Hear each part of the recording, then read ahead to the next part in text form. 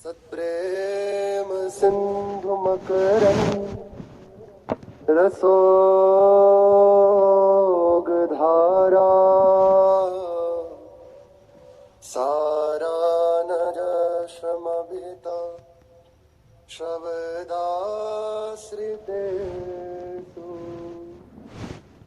श्री राधिके तव कदा चरणारविंदो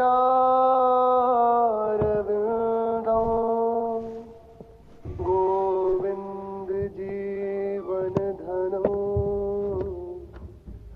शिरसा वहामि गोविंद जीवन धनो शिरसा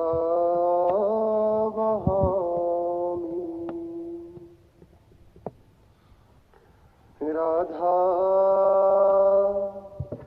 राधा राधा राधा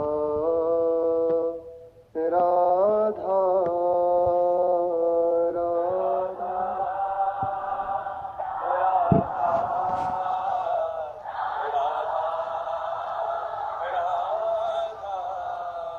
राधा राधा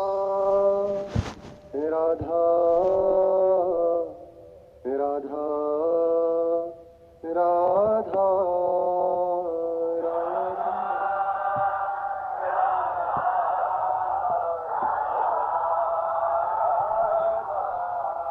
राधा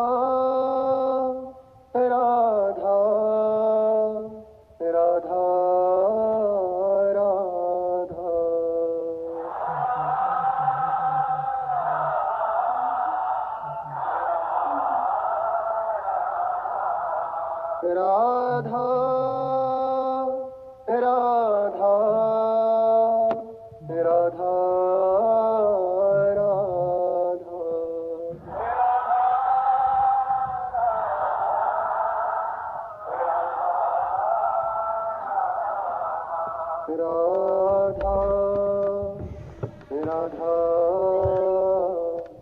राधा राधा राधा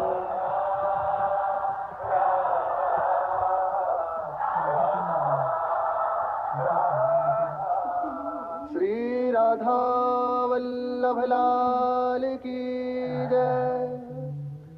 अपार करुणावरुणा अहेतु की कृपालु परम उदार महामहिमाशाली श्री वृंदावन धाम की आराध्य युगल सरकार श्री श्यामा श्याम, इनके सुख में सुखी समस्त सहचरी वृंद, धाम का समस्त परिकर निज परिकर।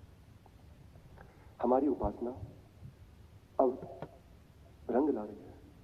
हमारा नाम जब भगवत कृपा से हो रहा है, अपना रंग दिखा रहा है। कैसे जाना जाए? हर कार्य का एक पहचान है ना। जैसे आपको कोई रोग हो जाए, दवा ली तो उसका फल है कि रोग की निवृत्ति होनी चाहिए। बुखार है या कोई भी, वो उतरना चाहिए। अगर ऐसा नहीं हो रहा तो दवा में कमी है या फिर आप कुछ परहेज बिगाड़ गए हैं। दोनों ही बात।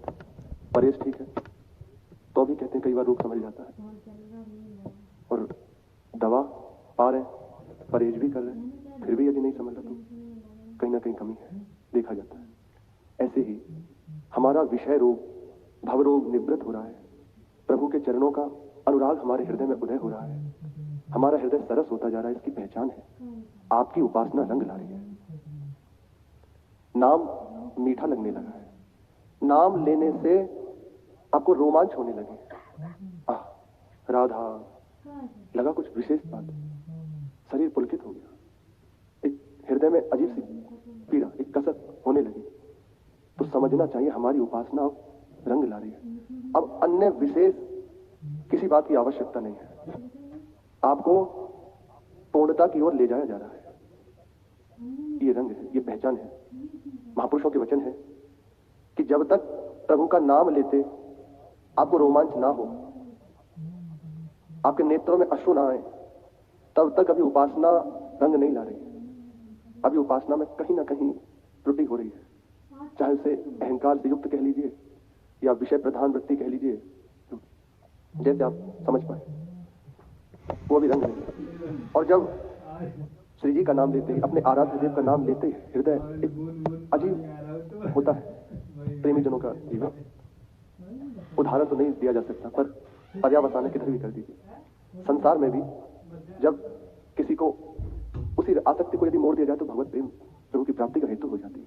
भगवान कपिल देव कहते हैं, जो आसक्ति शरीर में, संसार में, स्त्री में, पुत्र में, भोगों में है, यदि वही आसक्ति भगवत प्रेमी महात्माओं से कर ली जाए तो मोक्ष का खुला हुआ द्वार है वही बस ये है कि संसार में लगी है, इसलिए दुर्गति का हेतु है, दुख का हेतु है बस।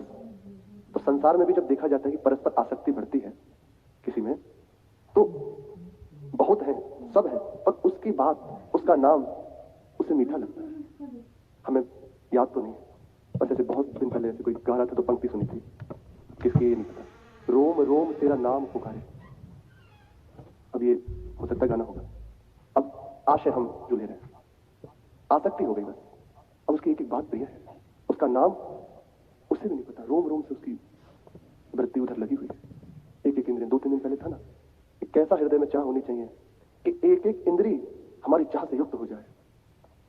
दिल ये कहता है कि हट जाओ, प्राण कहते हैं पहले मुझको, बिंदु जी महाराज कह रहे हैं। आंख के बिंदु ये कहते हैं कि हट जाओ सभी, तरबतर उनके चरण जरा हमसे होने दो, जिस कदर शाम से लुत्फो करम होने दो, हो से उल्फत की घड़ी भर भी न कम होने दो। एक एक इंद्रिय चाह से युक्त हो गई, एक एक इंद्रिय उनकी याद से, उनकी बात से युक्त हो गई। अब बचा ही नहीं कुछ, हो केवल बस अब यंत्र उन्हें रिझाने के लिए हो। जहां यही दुर्गति का हेतु करने वाले हुए थे, इंद्रिया विषयों का जब आश्रय ले लेती है, उसमें आसक्त होती है, तो दुर्गति, महान दुर्गति, यही संसार की रीति है, यही हो रहा है, इसीलिए सब दुख में है। पर जहां ये मूर्ति है प्रभु की ओर, मन और प्रभु के स्मरण के सिवा ठौर नहीं है। उन्हीं के संकल्प में कैसे सुख पहुंचाऊं, कैसे मिले, हाथ उनकी सेवा में लगे, नेत्र इंद्री उनको देखने के लिए तरस रही है, जिव्या उनकी चर्चा करने के लिए तरस रही है, कान उनकी बात सुनने के लिए तरस रही है। यही तो है, और इसी से अपनी जो संसार में है हमारी हृदय की दुर्दशा है, और यही बस इधर लग गई तो महान अद्भुत बंदनीय स्थिति हो गई महापुरुषों के द्वारा। तो नाम ऐसा मीठा लगने लगे, एक एक इंद्री पुलकित हो जाए, एक एक बात सुन के हृदय रोमांचित हो जाए, जो ही सुना राधा, एक विशेष बात। तो श्री महाराज जी कह रहे हैं कि अब उससे विशेष किसी साधन की या अन्य उपासना की आवश्यकता नहीं, उसकी उपासना पूर्ण हो रही है। नाम ले, जैसे ही नाम लिया आराध्य देव का, रोमांचन हो गया, आंखों में अश्रु आ गए। अब आपकी उपासना पूर्णता की हो जाती, महान फल आपको प्राप्त हो रहा है।